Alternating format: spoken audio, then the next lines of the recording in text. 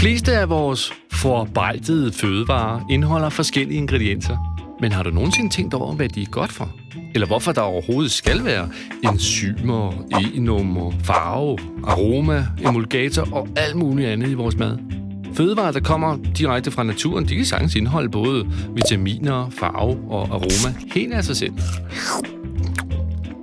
Som det her jordbær. Hvis jeg skal lave en jordbærmarmelade ud af dem, så bliver jeg nødt til at tilsætte forskellige andre ingredienser, for at den kan holde sig frisk og bevare sin farve, konsistens og smag. De fleste af os rynker lidt på næsen, når vi ser, at maden indeholder navne på ingredienser, vi overhovedet ikke kender.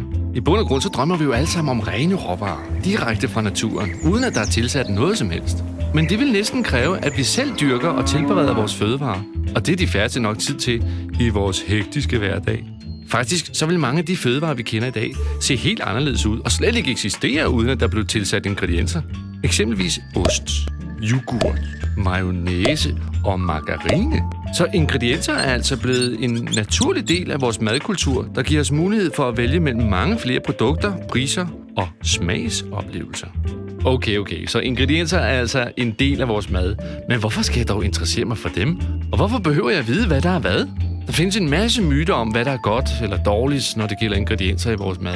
Hvis du ved, hvilke ingredienser dine fødevarer indeholder, og hvad de gør godt for, så har du bedre mulighed for at træffe din egen valg.